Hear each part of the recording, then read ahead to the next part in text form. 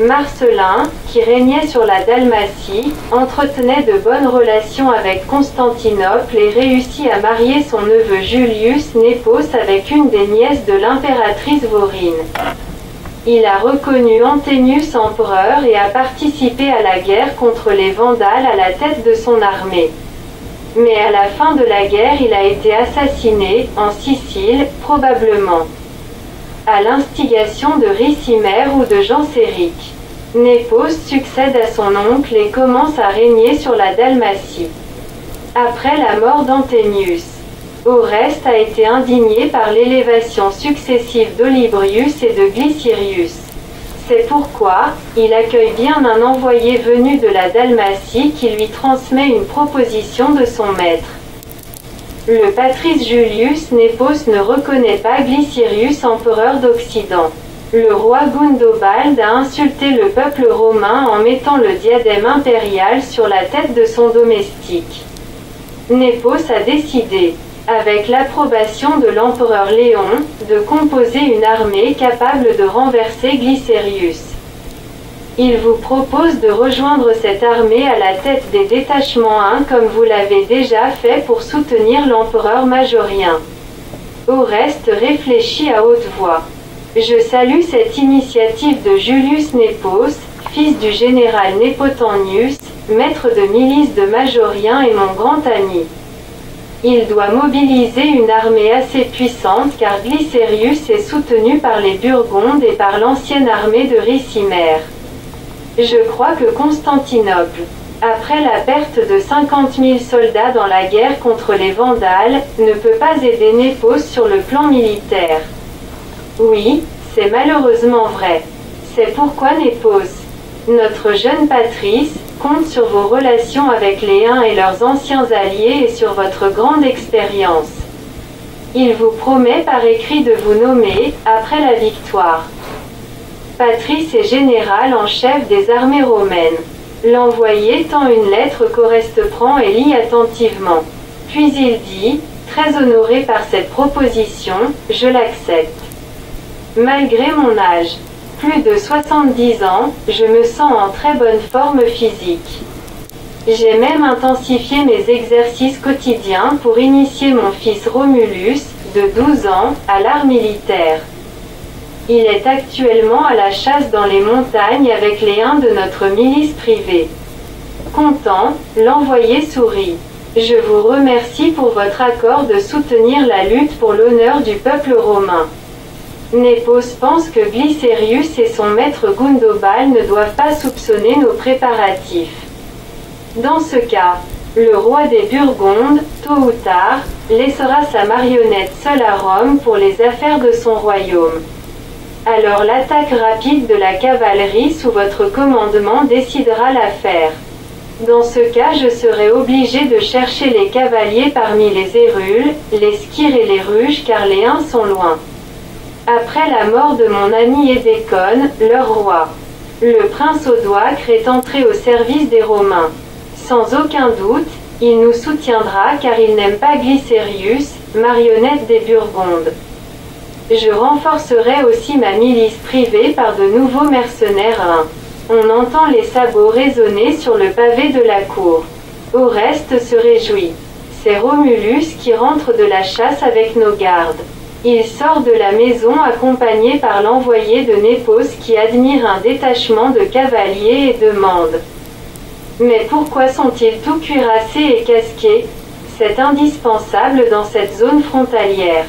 La chasse a été accompagnée par des exercices militaires. L'envoyé ne cache pas son admiration. Votre fils est d'une beauté remarquable. L'empereur Auguste, qui était beau, a dû ressembler à votre fils dans son adolescence. Un des cavaliers rit, nous appelons, nous aussi, notre jeune maître Augustulus, petit Auguste. Au printemps de l'an 474, le roi Gundobald quitte effectivement l'Italie, engagé dans la lutte du pouvoir avec ses deux frères.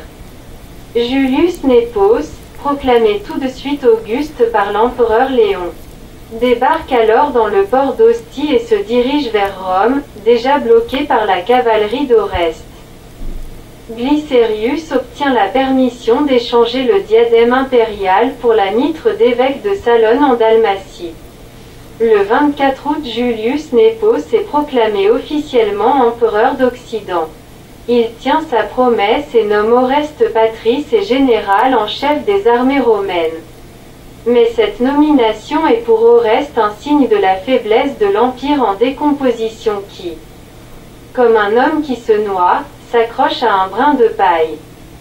Le nouvel empereur n'a que 24 ans et dépense trop d'argent pour entretenir sa cour et satisfaire les désirs de son épouse qui veut imiter le train de vie de sa tante Vorine, impératrice d'Orient. Ainsi Oreste ne peut pas engager assez de mercenaires pour la défense de l'Empire.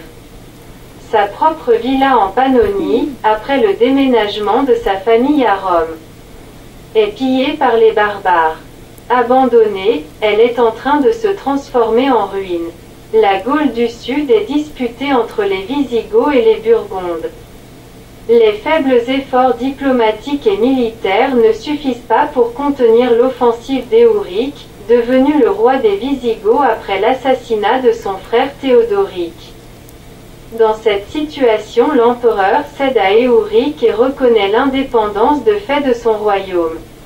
Mais Oreste réussit à arracher Marseille et Arles au pouvoir des Visigoths. Du sommet du Capitole, Oreste et Julia regardent le panorama de la capitale dépeuplée et ruinée après le sac, il y a 3 ans, par les troupes de Ricimer.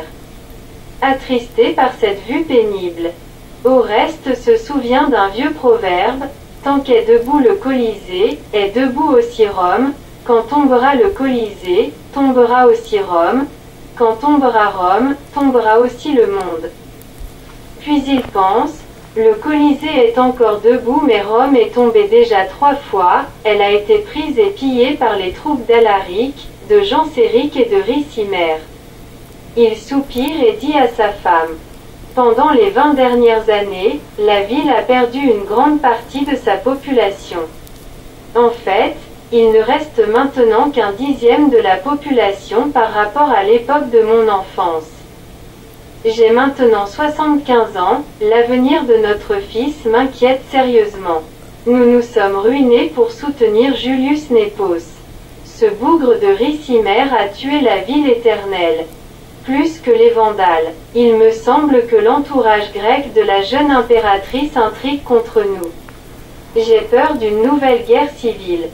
C'est bien possible. N'oublions pas que Basiliscus, qui est responsable principal de la chute d'Anemius, a été désigné commandant grâce à la protection de l'impératrice d'Orient.